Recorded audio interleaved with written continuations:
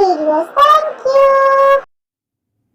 To be equally minded is to be peacefully minded, for a man cannot be said to have arrived at peace who allows his mind to be disturbed and thrown off the balance by occurrences. The man of wisdom is dispassionate, and meets all things with the calmness of a mind in repose and free from prejudice. He is not a partisan, but having put away passion, and is always at peace with himself and the world, not taking sides nor defending himself, but sympathizing with all. The partisan is so convinced that his own opinion and his own side is right, and that all goes contrary to them is wrong, that he cannot think there is any good in the other opinion and the other side. He lives in a continual fever of attack and defense, and has no knowledge of the quiet peace of an equal mind. The equal-minded man watches himself in order to check and overcome even the appearance of passion and prejudice in his mind, and by so doing he develops sympathy for others, and comes to understand their position and particular state of mind.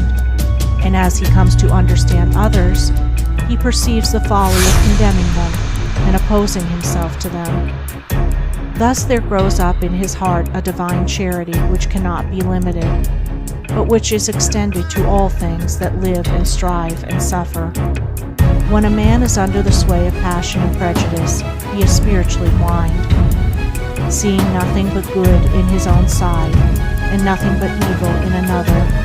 He cannot see anything as it really is, not even his own side, and not understanding himself, he cannot understand the hearts of others, and thinks it is right that he should condemn them.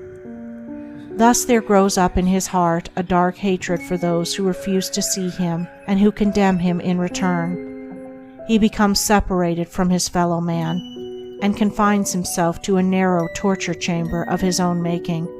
Sweet and peaceful are the days of the equal-minded man, fruitful in good, and rich in manifold blessings.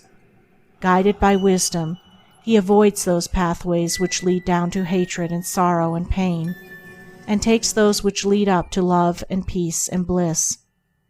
The occurrences of life do not trouble him, nor does he grieve over those things which are regarded by mankind as grievous, but which must befall all men in the ordinary course of nature.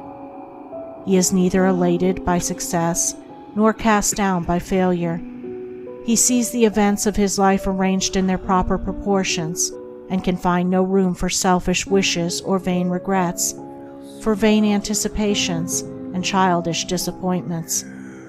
And how is this equal-mindedness, this blessed state of mind and life, acquired? Only by overcoming oneself, only by purifying one's own heart, for the purification of the heart leads to unbiased comprehension. Unbiased comprehension leads to equal-mindedness, and equal-mindedness leads to peace.